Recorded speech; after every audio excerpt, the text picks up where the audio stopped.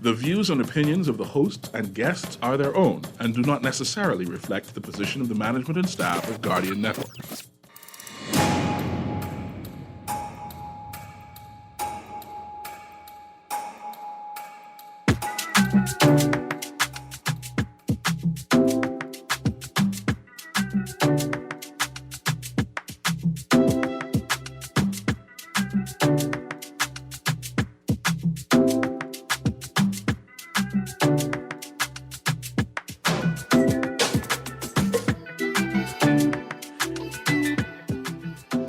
Good yawning this morning, Bahamas.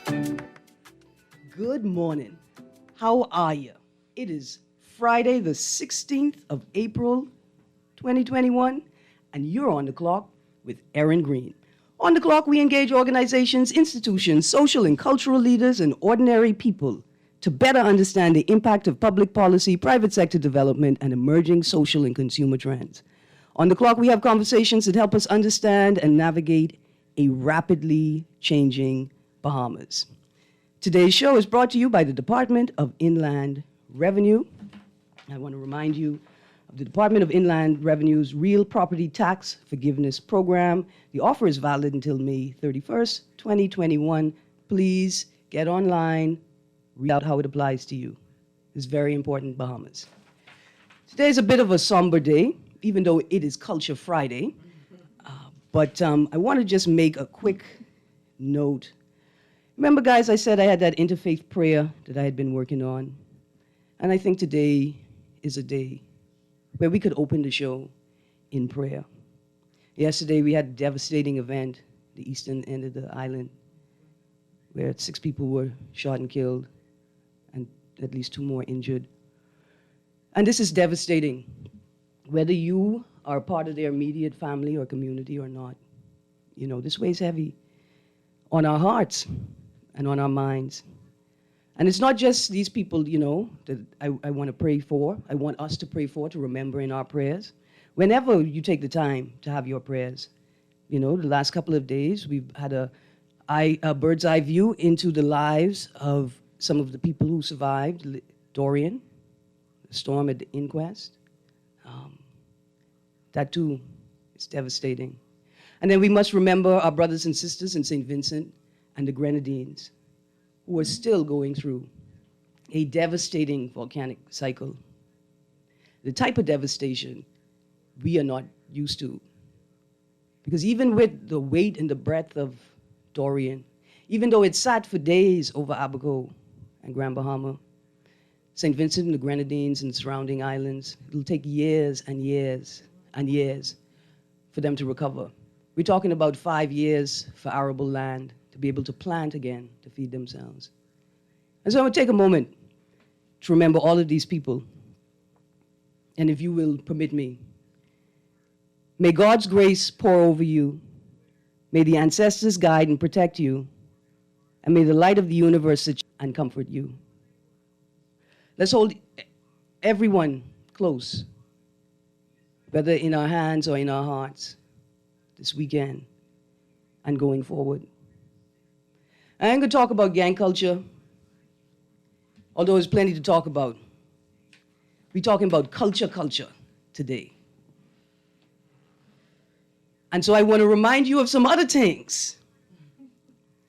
Have you been checking your soursop tree? I've been out to check my soursop tree and I find some amazing things in my soursop tree. I find 2 little soursop just hanging on for life, and I find a whole bird's nest sitting in my soursop tree. I had to have a conversation with the birds this morning. I said, look here, if y'all taking up rent, if y'all taking up room and board in my soursop tree, y'all gonna have to pay some rent. And the only rent I require of you is that you keep the bugs away from my soursop. Them birds look at me and say, cheep, cheep.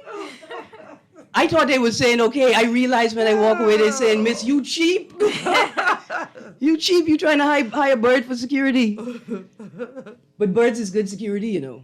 You see, that's why we got to protect the eco balance, right? Like, it's Environment Month. That's why we got to focus on it. See, when I in my yard and the mosquitoes them biting me and I want to spray the pest control, I got to think about it. Because I have to think about how the pest control could impact my yard and me. It may stop the mosquitoes, but it may damage my plants. Yeah. Or it may kill the good bugs. See, I know y'all didn't know that. There's good bugs. There's bugs that eat the bad bugs. But look here, all bugs are good, you know. They all have their purpose. Yeah. Even the mosquitoes who bite me when I trying to chill out in my yard. Their purpose is to remind me to go to work. You sitting there resting, miss, like you ain't got bills to work. We depending on you. That's real. So let me remind you, in case you didn't know, it's vegetable time and it's fruit time, right? So if you haven't been in your tamarind tree, you got to get the tamarinds out of the tree before they start to mold. Oh. Tamarind ain't like other fruit. Tamarind just don't drop on the ground like that. You gotta pick the tamarind. So if you got a tamarind tree sitting there, hanging heavy with fruit, go pick it. Don't let the tamarind turn back on the tree. Don't let the rains come and get the tree moldy, get the tree wet and moldy. There's not enough sunlight to dry it out again. You let the tamarind waste on the tree. See, we don't pay attention to these things. It's like the coconut tree. Did you know the coconut tree, it get pregnant and it produce fruit? But you got to clean the tree. You got to take the fruit off so it could produce more fruit. When you let the coconuts sit up on the tree and they get too bunched up together, they begin to scar. But you weighing down the tree. You damaging the tree. The tree producing fruit for you. You got to clean the tree regularly. Get the coconut off so the tree could burst back with life and be as strong as it could be. Right? You got to pay attention to these things. You just give your coconut, but you don't want to take care of the coconut tree. Wow. We got to take care of these things. So, if you got a soursop tree, water it. Let me tell you why. Soursop like to be close to water. You see, if you're looking for sugar apple and soursop, go by the people them who live on the canals. They always have prolific production because the trees like to be on top of water. So if you got a soursop tree, now is the time to start watering it. If you got a scarlet plum tree, go water it, please. I need you to sell me some scarlet plum. This thing is a system and it go with sense. Yeah. Anyway, I didn't want to just start the show with, well, I wanted to start the show rightfully acknowledging the things that we should acknowledge. But also, we should not walk through this day with these heavy things weighing us down, right? They should remind us and ground us so that we could reach to where we know we're supposed to be, right? So I tell you about the fruit. Go to your market, your farmer's market tomorrow, support your local vendors. That's right. Support your... Now, if the people them selling on the side of the road, here's what you're going to do. You're going to get the proper paperwork. If you know what to do, whenever you stop them, you say, hey, Rasta, go to this office and get the paperwork. Don't let these boys harass you. I need to buy your peanut. Help them help you, Yeah. right?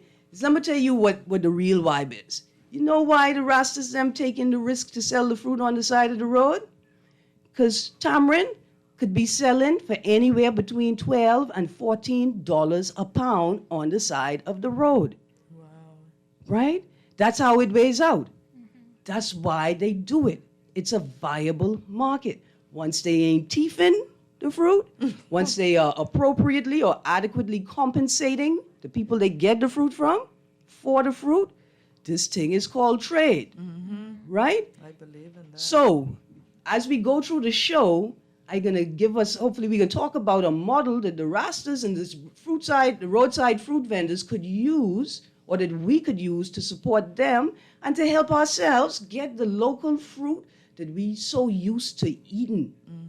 Because I remember anytime at that fruit season, major intersection, Soldier Road, Prince Charles, Mara Shirley Street, and Mackey Street, you could get your scarlet plum, your tamarind, your hog plum. Right. You could get these things. Anyway, it is Culture Friday, people. It's time to get alive. My guests today in studio are members of a family business team. Now, the name of the business is Shell Tunes. Right? Got it correct. Correct. And like me, I'm excited to talk to them because these are, one of the first set of people in a long time that are sort of doing what I'm doing with my little business. Right. And I'm so excited to talk about it because I think that we have models and examples and ideas in this conversation that are going to help people better navigate one of them. look at the resources they have available to them and think about what they could do with them and realize an idea and achieve a goal. And so I'm going to ask my guests to introduce themselves right now. Hello, my name is Rochelle No, Speak right into the mic for me, yeah. and I'm the owner of Shell Tones Creation and Keep It Lit. I also have a company that's Cardenays, my daughter speak about that, and we also have a company called Go Nuts. Wow. So the first thing I hear is keep it lit. Look here, what that is that a man security service? Do you all secure a man on the weekend? Right? Is that keep it lit? Is that what y'all do? What this company is? What y'all do? The Keep It Lit company is a candle company, and the name actually came from my son who's 12, Adam Knowles. He gave me the name. I had a name prior to that, and he told me, Mommy, that sounds too old. So he came up with the name Keep It Lit. So look here, yesterday on the show, I tell the audience, right, that I like having young people around me and talking to young people, and you see what it is do? Mm-hmm. Yes, that's a brilliant name. Something you expect to see on Cable Bahamas commercial and thing. Oh, come on right? now. Keep it lit candles. That is awesome. So, the first question, you make jewelry, accessories, and candles. With just a brief glimpse of looking at your work, I see sea life and local flowers, straw, and even little Junkanoo fringe work in there. Yeah. What inspired you to start this creative journey?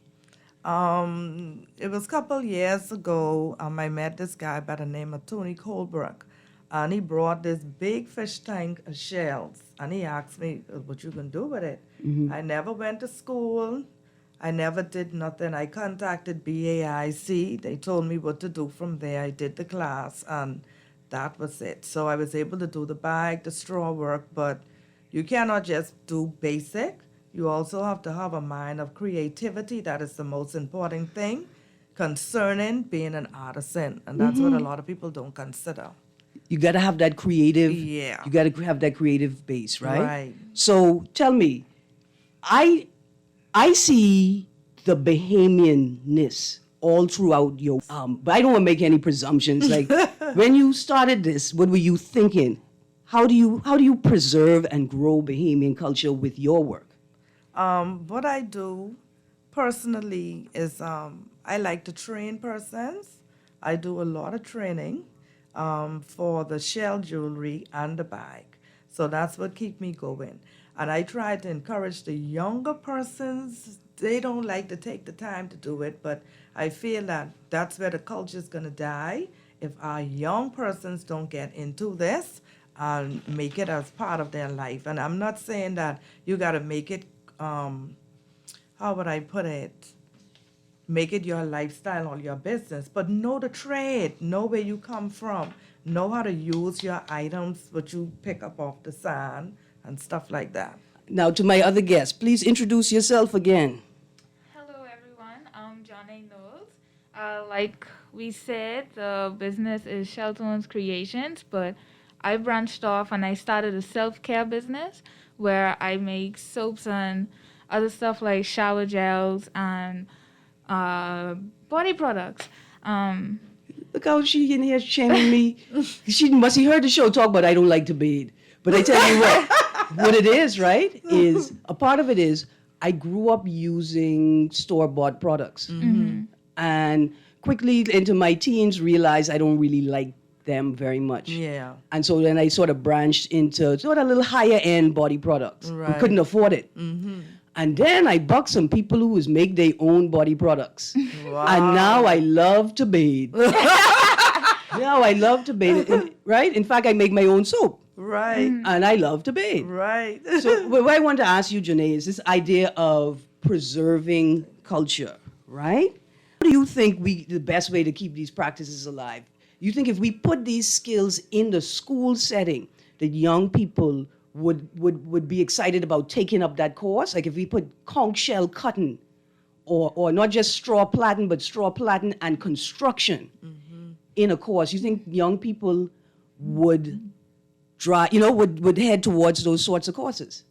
Well, what I believe is you have to, well, personally for me, I didn't really want to do anything where I wasn't going to benefit from it at all. Right. So I feel that you should do it, if you introduce it in a way where they feel they can gain from it more, that they'd be more interested in it. Because plenty young people do look at it in a way where they doing something, but they're not making money for it, or it's just something there, like, you know. Right. They don't see the practical economic benefit of it. Right. So now what I've seen in the school system though, right, is that they have these agriculture programs Right. and they're growing and they selling the produce. Exactly. And you could see the commitment to the program. Now, I'm not saying that young people are just committed to money, but sort of an incentive to Right. keep them Push them and along keep the way. long enough for them to begin to feel the benefits and like the pride of it. That's and true. thing. Do you think? Get the question right here. Do you think if the government gave scholarships specifically for this type of training post high school, right, like at a BTVI or BTVI BAIC partnership, that young people would be driven towards this type of work? Right. Yeah, I think that would be a very interesting thing because I didn't really, when I first started the business, I wasn't like, oh, soap, I'm going to make plenty money. When I actually went to the class and learned how to do it, it became that, it was kind of therapeutic. So I found that even though I wanted something that to make money, I found that I actually enjoy doing it as well. Because, like, with my mom's work, she does the jewelry and stuff. I know how to do it. But it wasn't like, it wasn't something I really, something else that's way better for me. So if they introduce different things to the community, I'm pretty sure once people find something that's interesting for them to like, they'd try it. Yeah, without a doubt. Yeah, they would try it. And if we just take the soap, if I could take the thing as an example, right? Right. Like I say, I make soap as well. Like these small local products that we make, a lot of people are making soap. A lot of people are making soap for a tourist market, Right. right? A sort of a high-end soap. It's very expensive. So I tell people, like, I don't make that type of soap. I just make that soap. Soap so you could bathe every day and pay your cable bill. That's right. You're making soap for prom and wedding, right? And first day on the job. I on that run. Do you think Bahamians are prepared to support Bahamian craft industry, but like a functional industry, right? So making soap, Bahamians making the most beautiful soap, Yeah. right? But the average Bahamian can't support you because they can't buy that soap to bathe every day. We are ready now to have both an artisan, a high-end, pretty craft market, and not low-end, but a functional craft market where Bahamians are making and buying things for regular, everyday use. Like the soap is one thing, the straw is another thing, right? Do you think Bahamians are ready for that? And are you ready for that? Well, the only problem I really have with trying to get the soap to be like really affordable would be that the prices to bring in items and the prices that the local people here sell the raw materials for. Right. So I can only base my prices based off of, what I have access to. So certain soaps I see, they be like $8 and stuff. I know personally that I could sell it for 5, 6, or 7. I wouldn't overprice my soap just because I know people would buy the soap for that price. Right. So what I try to do is to be as affordable as I can, but in the same time where like I wouldn't make a loss. I got you. Yeah. And so looking at that, right, what are some of the things that craftsmen and artisans on one side, and then let's call the functional craft, let's call them makers, right? Because I include myself, what do we need from the government, or what would you ask the government for if you had a wish list to say, hey, I'm a young business person, I'm working, like I got a model, I'm sustainable because I'm working with other people, but this is what I need from you right now to take my business, well, A, to make my business sustainable, and then B, to take it to the next level. Okay, I can answer that one. I think the main thing that the government really honestly needs to work on is our shipping. The shipping is ridiculous for persons like myself and others to say do wholesale.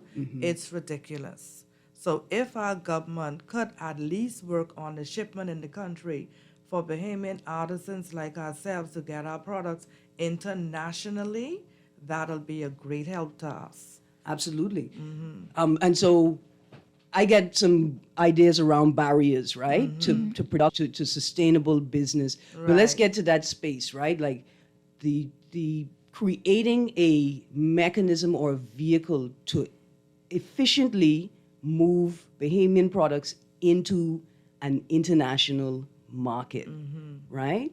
Are we looking at maybe we have a consular office in Washington, Right. D.C.? Right. Are we looking at a shop space connected to the consular office where authentic, certified Bahamian products That's it. are on display and then vendors can order from that point? Correct. And Or ship in even there. even something like how they have a way on Amazon. The government can have this big building like an Amazon building, and artisans can have their work there. Persons order online, they automatically ship out. Even something like that. A consolidated Correct. shipping center for Yes. right that Yes. structure. So I do know. I'm going to ask if you were participating, but I do know. I think it's a small business development center is creating a space. I think on Gladstone Road, where vendors that are part of their program can access storage space, dry storage, cold storage, and freezer storage. Are you working with have you ever worked with the SBDC, or do you know any new or young vendors that are working with the SBDC? No. All right. Yeah. Well, that's cool. But so there is this space, right? And we do Yeah. have a model, something that started. We see how that works, and maybe that storage space could add an additional element, right, where they facilitate of goods Right. from registered vendors Right. to registered buyers Okay. internationally. That sounds good. I like it. I like it. All right. So let me ask you a question. What was your first product, and why did you diversify? My first product was jewelry and straw bags, but even sometimes if that don't sell, I think all artisans should have something else to sell. Yeah. So that's what I did. We all have a lot of gifts and talents in us. I think you should gravitate on all of them and don't be picky and choosy, but pull in all of them, that if one sell, one don't sell, you still can make that money at the end of the day. Absolutely. Yeah. So, like I said, when I saw your work, I see a lot of coral, a lot of shells, a lot of even seeds, right? Yeah. How much of your raw material are you able to source locally? And that goes for the soap side as well. Okay, with my jewelry and my bag, a lot of them, I would say 80% of them that I get locally. That's from my son. My pink sand comes from Eleuthera from my mother-in-law, Mary Knowles. I get those. And some shells I get come in from her as well. My straw comes from either Long Island, Cat Island. So most of it, 80% of it is local. The only thing that I would really have to order is beads and Yeah. the snaps for the bags. All right. Yeah. Are you sourcing them yourself, like the coral, the seeds and the things like that, the sand, or are you working with other vendors and other business people who have committed to provide?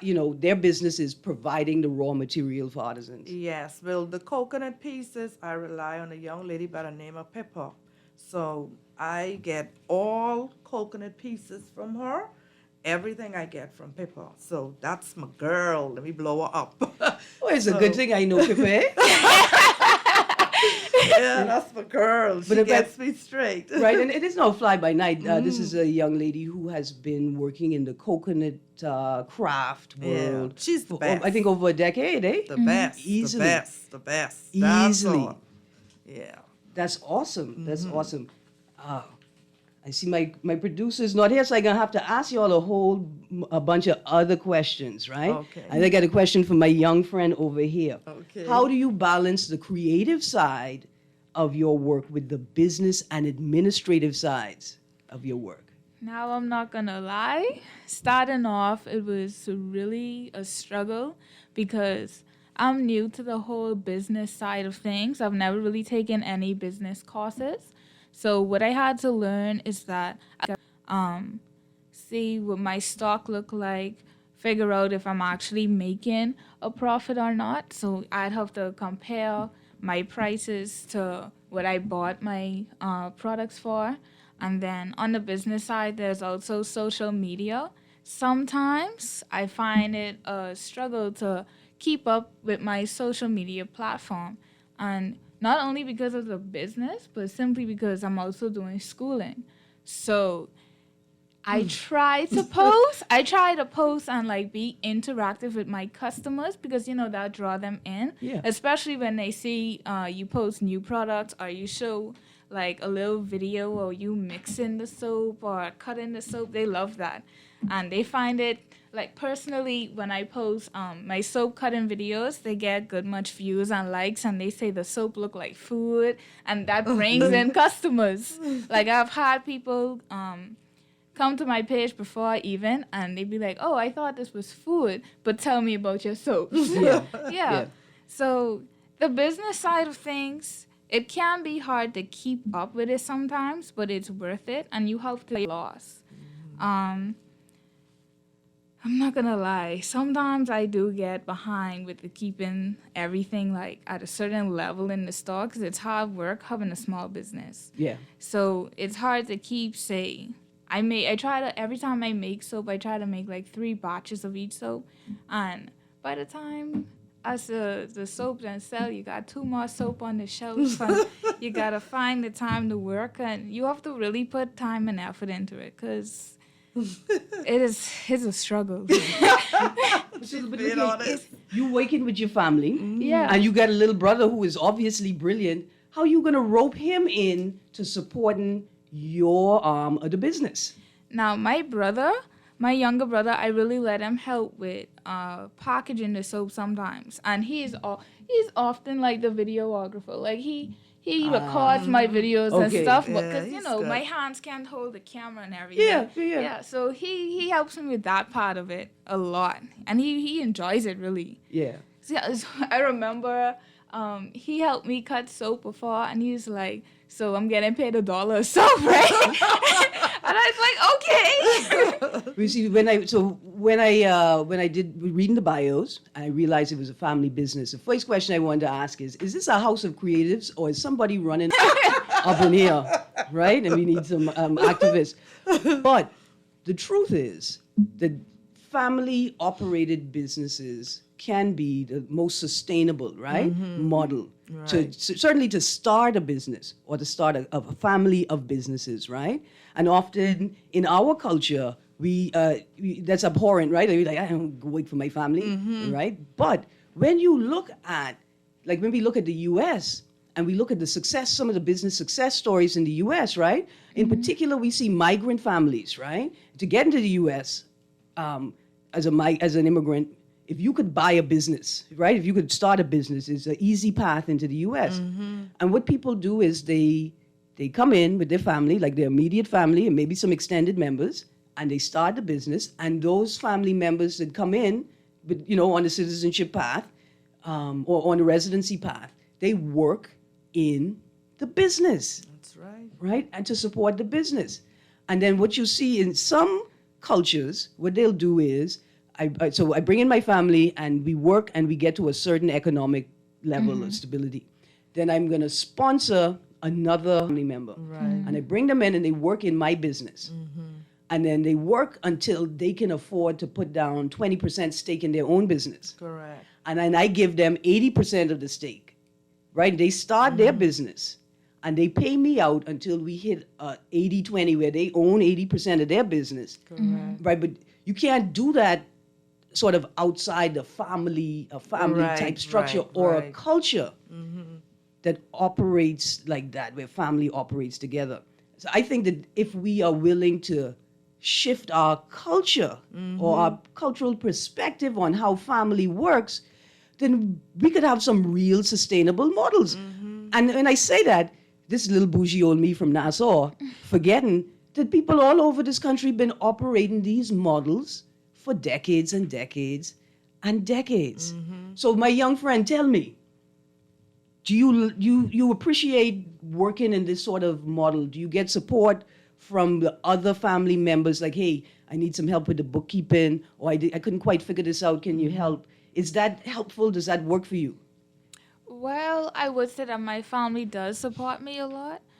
In particular, my uncle, he really helped me start off the soap business because we really started in like the beginning of COVID, and he was like, "Here, take this money, use this for whatever." And then we was like, "Oh, Javon Wilson." So I want to say thank you very much for Yes. sponsoring a young Bahamian and starting something new. Yeah. Yeah, but he doesn't know anything about soap. Except he liked to bed. Except he liked the bed. Right. But when he realized what we were doing, he was like, I could support this. This makes sense. Yes. So he is the one. He got us sorted out with our first soap molds. He got us started with know anything about labeling. Yeah. He So did all of that. he did all of that for us. He even started our advertisements for us because, like I said, I find it hard to keep up with that sometimes. Yeah. He started all of that, and it was it still is a really great help for us. Other family members, they're not really into the soap business, but I can't say that they do support me. I've had many of my cousins and aunts come in and buy products from me and advertise for me as well. So that's another way that the business has gotten out there. They support me by advertising. Right. Yeah. See, because if it was me, like I say, I sell soap. I used to sell soap, and now I just bathe with most of it, right? But when I was selling soap, if I find my family member on the road and they ain't buy no soap from me, in the road, you don't like the bathing. You ain't coming for the soaping. I like that. Well, look, that's the type of marketing you get. Put on some people. Yeah, But that's true. That's awesome. I sort of want to highlight this thing you made me think of. I think it's important for families. When you see young people in your family and they have a skill, or you think they have a skill, like when you see them one day on their phone, and you're on your phone all day, and who you talking to? That's right. Who you texting? You're texting Mars. What you did just now is you identified a potential skill set. Right? And so I would say to the older people, you look at that young person and you say, look here, you want to make a little bit of money? That's true. I got something I need to get done. Right? And you may not they may not necessarily come to work for you, but you may be inspiring in them, right? This idea that I do have skills that can be useful to my family or to people outside my family or outside myself. That's right. Right? And how can I get this going? I also love this sort of family model because young people are in this transitional space where you're not 1,000% in control of yourself. Right? There are obviously decisions you have to make for yourself. There are choices only you could make for yourself, but then there are things that you cannot do on your own. Correct. Right? You could make a little money, but you can't make enough money to support yourself. Exactly. Right? Yeah. And models like these allow young people to transition into adulthood, right? While gaining some skills and a degree of authority, right? That they may not necessarily be able to exercise or develop in the home with no work, right? But the stability of knowing that, look, I could focus on my schoolwork when it's time to focus on my schoolwork. Right? Because the people here are going to say, look here, no social media. I'll do the social media. That's true. You just books and me just chat, right? Yeah, that's that true. kind of thing.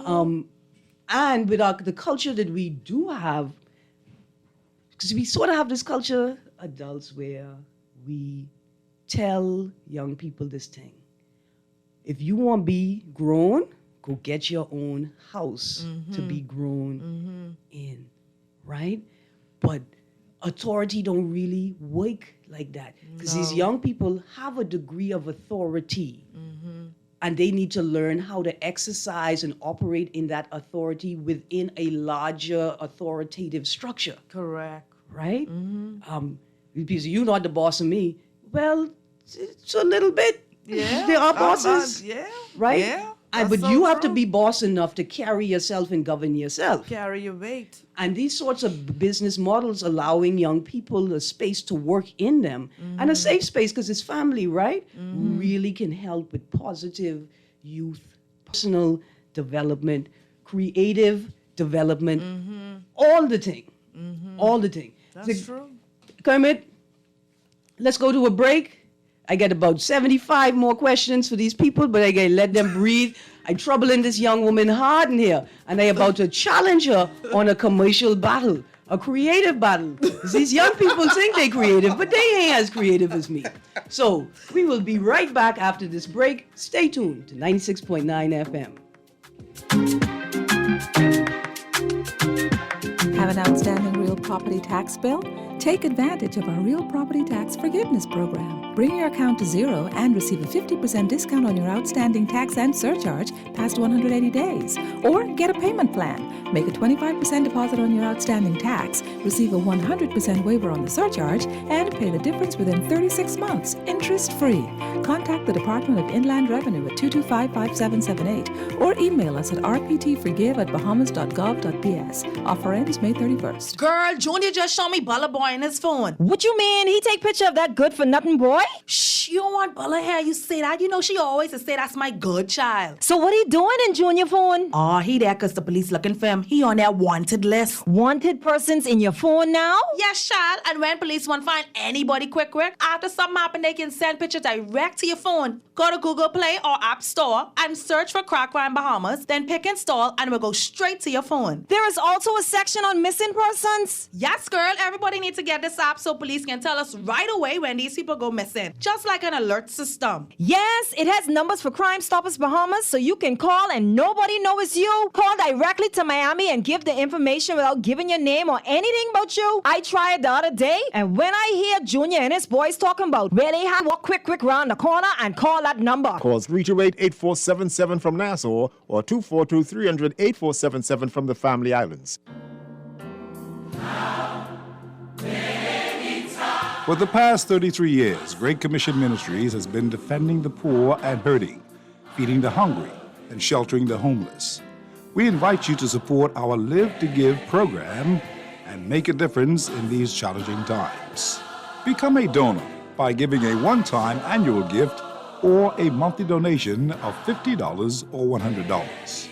Call Great Commission Ministries at 325-5801 for more details. Or visit our headquarters at 237 Wolf Road. Join Live to Give today.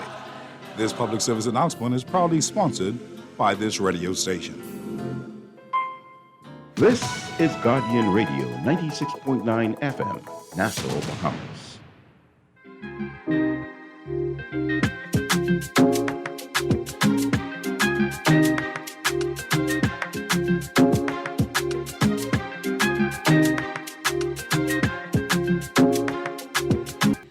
Good morning. You are on the clock with Erin Greene. It is Friday, the 16th of April, 2021. And remember, we're streaming live audio and video on GuardianTalkRadio.com. You can listen in on TV on Cable Bahamas Channel 969 or Flow Channel 612. And I would like to report that the static on Channel 969 has cleared up. This is great news.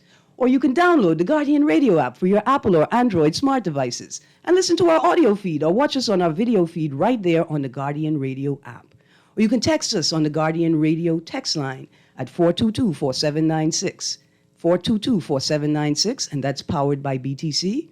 Or you could call us at 323-6232, 325-4316, or 325-4259. That's 325-4259. Now, just before we get back into the show, I have a quick advertisement, right? Come down to the Dungalik Farmers Market. Season has started. Saturdays, 9 a.m. to 1 p.m. Number 20, Village Road. We're featuring locally grown produce, fresh baked breads, teas, infused salts, jams and jellies, soaps and body scrubs, local craft and jewelry. Remember, buy Bahamian, buy Bahamian. Thank you very much. And now, before we get back to the show, ladies, I have a text here, and the text says, duty and VAT on packaging make pricing very high for local producers. There should be a way for people to recycle glass products like the tomato sauce people do.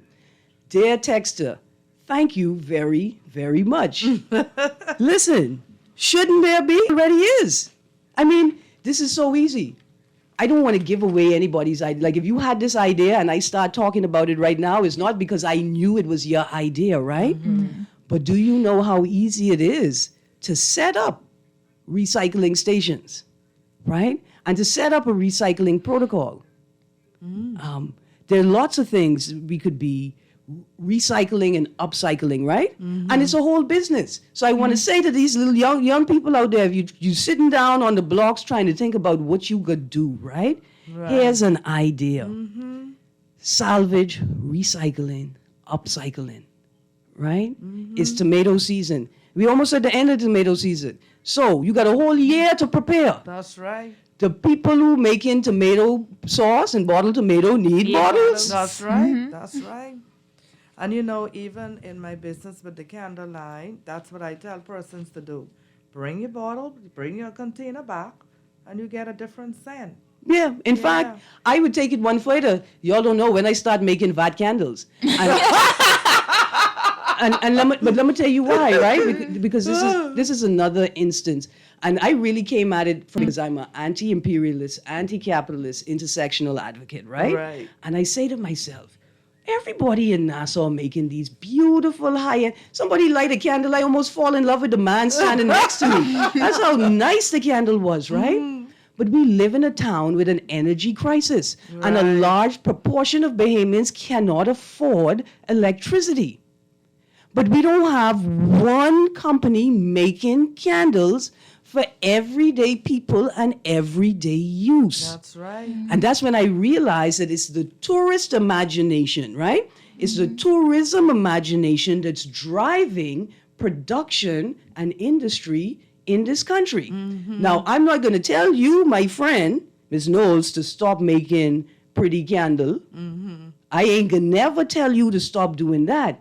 But what I would say is that when you are stable in your pretty candle market, explore a lower end candle market. Because here's why. It's a model, you know. They're young people, y'all listen. And they're old people. If you're listening, you better find 5 young people to put on your team. That's true. Because when you make that candle for that everyday, to just make the candle, you're going to make candle holders. You're going to make eco-friendly, fire retardant candle holders, because we know the problem is the untamed or controlled candle that accidentally starts the fire. Yeah. Right? Correct. So now we got industry going. You ain't just making pretty candles, you making functional candles, and you making the functional set to protect people who have to use candles. On an everyday basis. Right, on an everyday basis. And so the same like with the recycling of the jars, right? Why aren't we recycling large jars? So I know some people who sell some fancy water in glass jars right now. I would put it in the jar so that the flame never gets is never up above it, right? Right, right. And tons of these jars are available. But I realize that young people don't necessarily have the time or the energy to think about these things. And that's why I love this model, because you have older generations who have been doing it or have some experience, and then you that may have the energy or creativity. That's it. And we bring all of these things together, and bada bing, bada boom. Now you had a third business partner. Yes. Who was supposed to come and talk about because I was going to ask you, so what is next on the slate, and how do you come up with the next idea? See, okay, that'll be my son. He's not here. That's Dale Knowles, Carson Knowles.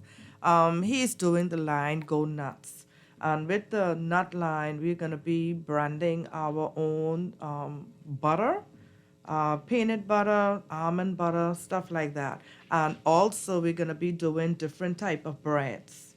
All right. Yeah. Now, you're going to be making fancy bread, or you can be making the bread I could feed my children with every day? Bread you could feed your children with, because we're trying to, right now, trying to eat healthy is expensive, so we are trying to borderline prices where it could be more reasonable for us who want to be eating healthy, but do not want to spend a lot of money. Right. Right. Now, do you think, like, if all of these businesses were standalone businesses, do you think you would be able to operate same level of success? Or is the collaboration model the secret to the sustainability of this mechanism?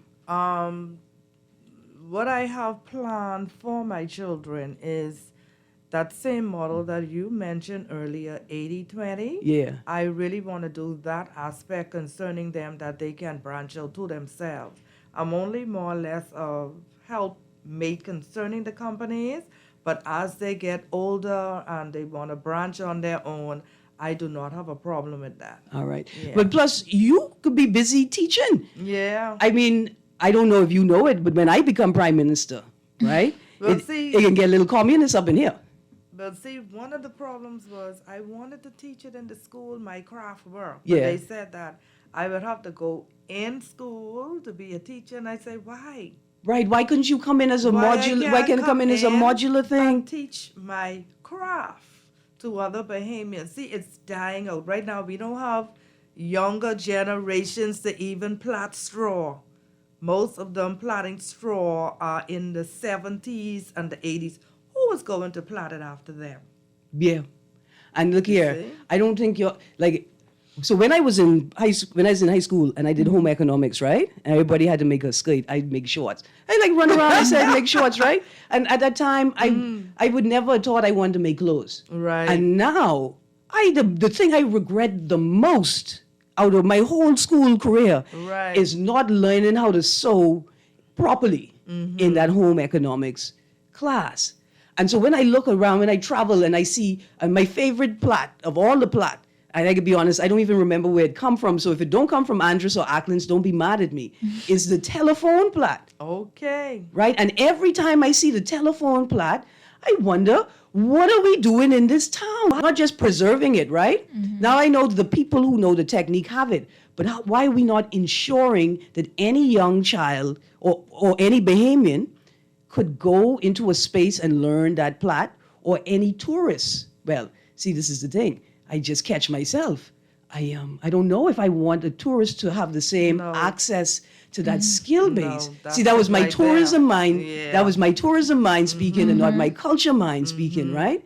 But why don't we have a space where any Bahamian could go in and pay a small fee and learn one of these skills? Now, young Miss Knowles, how you gonna do that? How you gonna set that up? Well, you could do that by getting your friends together and sitting down with them and telling them, look here, I have an idea that doesn't seem like much now. Well, actually, I've had a few friends who already asked me about learning how to make soap. So it isn't, like I said, once you find something that the young people are interested in, or you show them that it could be beneficial, they're all for it. Because I told them right now I don't have the time, but in the summer when school is closed, I don't mind showing them how to make a log of soap or two. Yeah. So you just have to find people, you have to make it interesting.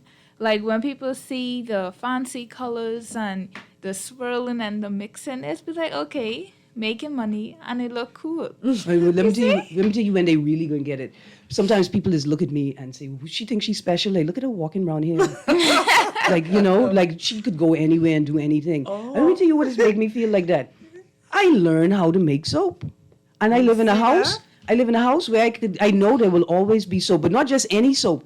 High-end soap. And not high-end because it is expensive, but high-end because of the quality of the Yes. products in it. That's right. Bathe with my dollar soap and feel like those people who bathe with their $100 fancy soap. Yeah. And Boy. but that sense of agency, right? Like if we can give our young people that sense of confidence that I have a child and I know I could go out every day and take care of that child's needs.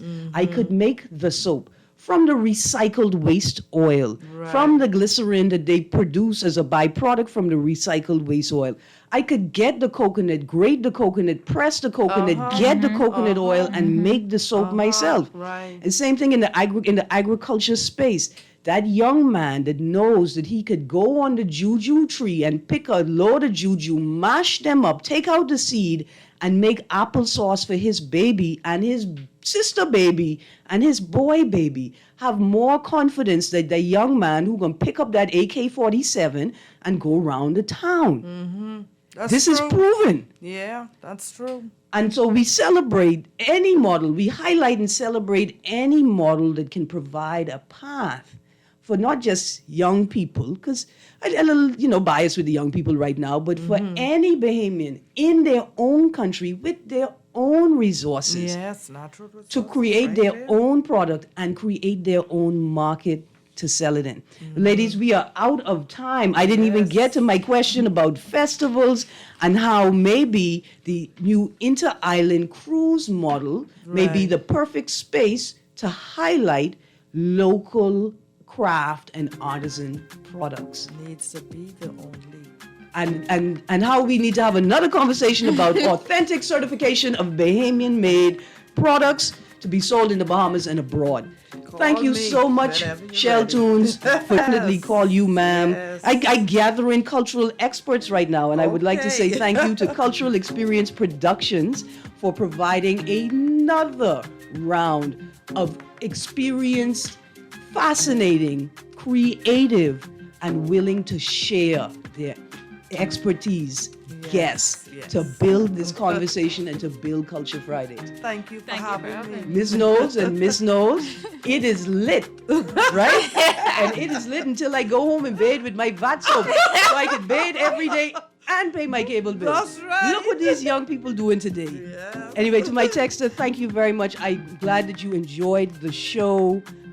And I really appreciate being here amongst my Guardian family. I want to say thank you to Kermit, the best producer in the West, except for Arlington, who we can share that with.